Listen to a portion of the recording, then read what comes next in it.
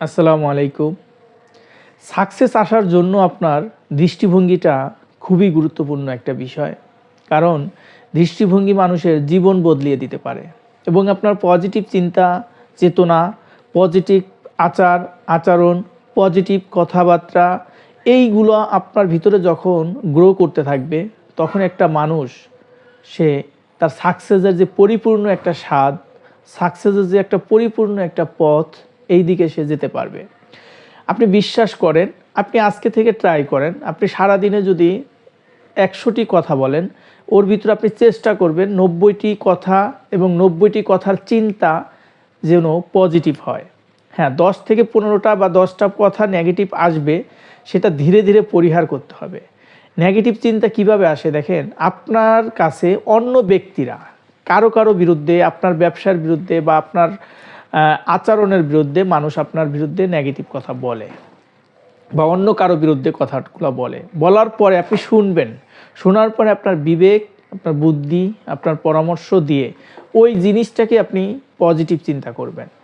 একটা জিনিস মনে রাখবেন, আপনার মানসিকতা যদি পরিবর্তন না করতে পারেন, আপনার দৃষ্টিভঙ্গি যদি পরিবর্তন না করতে পারেন, ইতিবাচক চিন্তা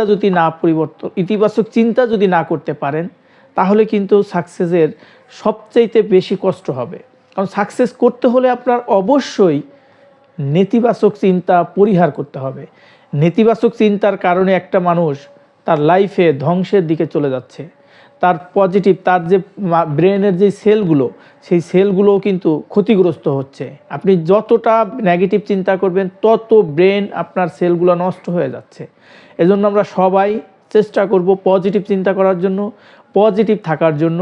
সব সময় আমরা হাসি খুশি থাকব। আমাদের লাইফে আমরা সাকসেস হওয়ার জন্য অবশ্যই আমরা ইতিবাচক চিন্তা করব।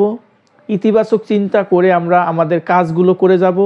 আমাদের মানুষের সাথে ভালো আচরণ করব, আমরা মানুষের সাথে ভালো ব্যবহার করব, মানুষের কথা আমরা মন দিয়ে শুনব এবং সমালোচনা যদি আমাকে কেউ করে, সেটা শোনার মতো ধৈর্য আমার থাকতে হবে। কারণ একটা সাকসেস ব্যক্তি ওই ব্যক্তিটাই যে অন্যের সমালোচনা শুনে নিজে পরিবর্তন হয়।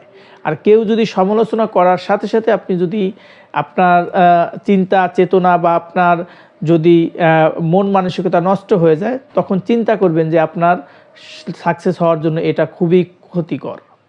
কারণ অন্যরা আপনাকে সমালোচনা যদি না করে, তাহলে তো আপনি শিখতে পারবেন না এবং আপনি কখনোই সাকসেস হতে পারবেন না।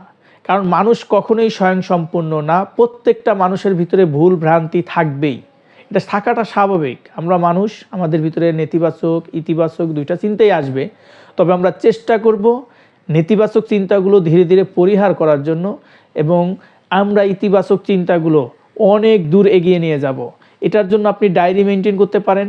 আপনি সারাদিনে কয়টা নেগেটিভ কথা শুনছেন এবং আপনি নিজের মন থেকে বলছেন, এগুলো আস্তে আস্তে প্রতিদিন একটা একটা করে বন্ধ করতে করতে দেখবেন একটা সময় আপনার ভিতরে কোনো ধরনের নেগেটিভ চিন্তা, চেতনা, ভাবনা কখনোই আসবে না। আপনার এটা প্র্যাকটিসের একটা বিষয়।